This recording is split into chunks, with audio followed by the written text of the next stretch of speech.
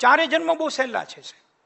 પહેલો જન્મ છે એ સેલમાં થાય છે, કોષમાં થાય છે, જેની મને ને તમને ખબર નથી હોતી એવું આપણે કહીએ છીએ. પણ યાદ રાખવા જેવું છે કે જરાક ઝીણા રીતે ઊંડા ઉતરીને સ્વસ્થતાથી, પવિત્રતાથી તમારા જાતીય આવેગોને અમલમાં મુકાતા તમે ઓબ્ઝર્વ કરશો તો તમને ખ્યાલ આવશે કે હવે મારે ત્યાં જન્મનારા બાળકનો સેલ્યુલર બર્થ થઈ રહ્યો છે. આ મોટો વિષય છે, હું ટૂંકમાં લઈ રહ્યો છું. મેં આજથી લગભગ 35 વર્ષ પહેલા આ વિષય ઉપર ડોક્ટરેટ કર્યું. કેમ ખબર પડે?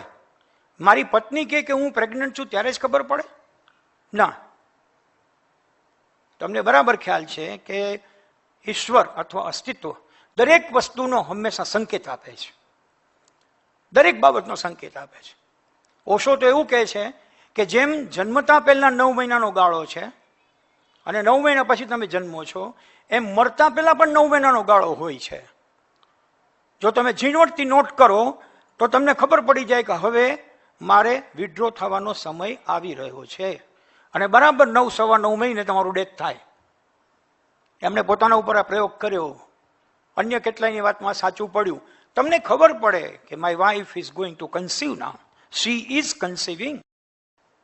એને ખબર પડે ત્યારથી તમારું વાતાવરણ બદલાવવું જોઈએ. યાદે રાખવાનું છે કે સેલ્યુલર બર્થ છે. કોષ તરીકે બાળક જન્મ્યું, પછી એનો વિકાસ થયો, પછી એ ફર્ટિલાઇઝડ એગ થયું, પછી આગળ. That is first birth, cellular birth.